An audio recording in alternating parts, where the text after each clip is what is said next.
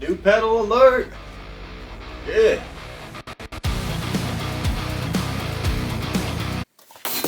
It might come as a surprise, but back in the 20th century, adding effects to your guitar signal wasn't as easy as it is now. If you wanted distortion back in the 50s, you had no other choice than to completely destroy the speaker cones within your amplifier.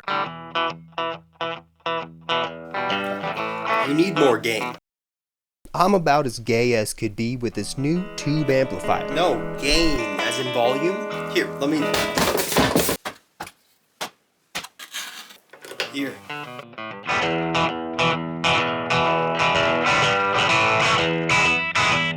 Looking back to the 60s, the Wild West of guitar effects, the primitive guitar pedals are what catch my eye the most. If you've ever talked into a fan as a kid, one of those gated fans, and pretended you were a robot, that's exactly what this Leslie speaker is.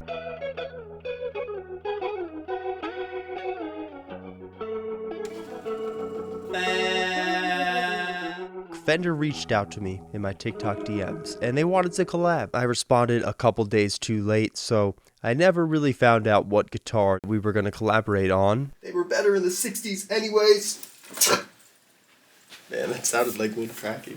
I still can't help but gush over Fender as a company. At first it was radios, and then it was lap steel guitars. What I'm trying to say is there were plenty of trials and tribulations to Fender's massive success, and I believe the Fender Vibratone is one of these tribulations. Players started to experiment. Recording studios became more and more aware of the power of the Leslie speaker. So Leo Fender said, hey, why don't we make this an all-inclusive effect? He came up with the Fender Vibratone, the guitar player's Leslie speaker. You'll hear me using chorus and tremolo to describe this sound, but there's no accurate label to describe the sound of a Fender Vibratone. If we remove the front grill cloth, you could totally play it this way, but it's not recommended. The wooden grill cloth condenses the chorusy sounds of the Vibratone and forces the sound waves through the top and through the sides. As the electronic age started to dawn, these fellas died out. In 1968, this Japanese company created the Vibra Chorus, which would make it to the US under the name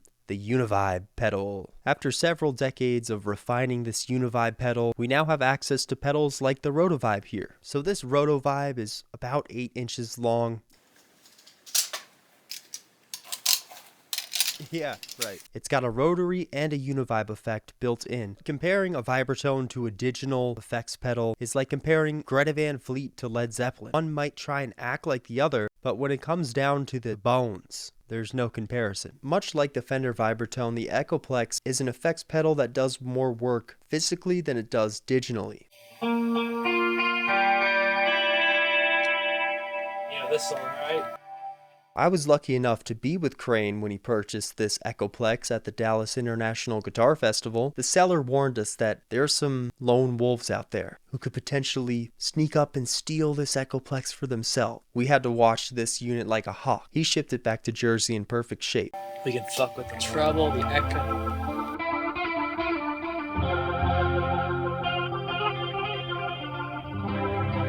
You would be shocked at the amount of homemade Leslie speakers there are out in the world.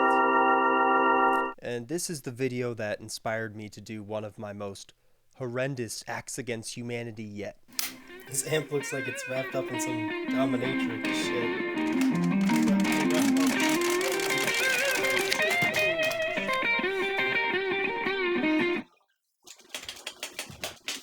There's no way this man built a Leslie speaker using a freaking box fan. Big surprise, adding an extra pound of weight completely throws off the weight distribution, and the small fan just wasn't powerful enough. The purple guy from McDonald's. Grimace. Yep, this fan is Grimace here.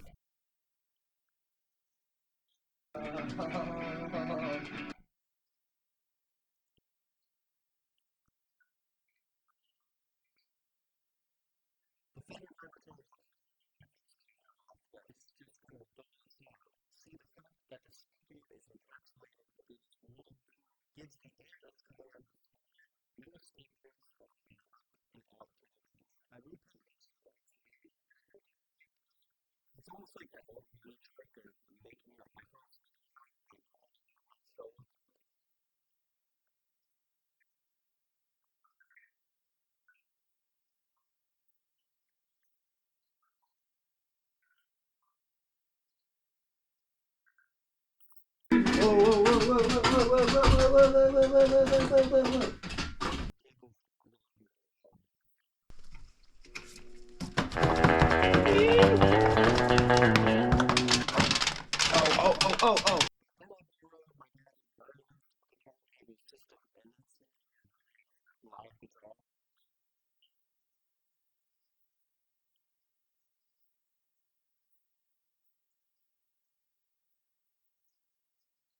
I could talk into a phone.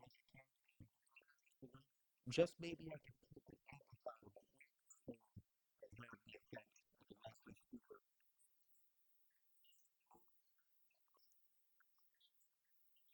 The best result you can have with this contraption is the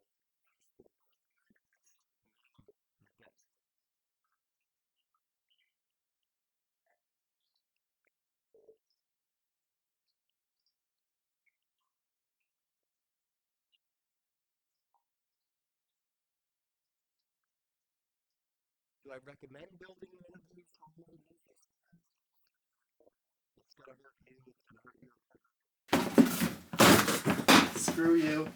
You'll never beat my Vibrotone.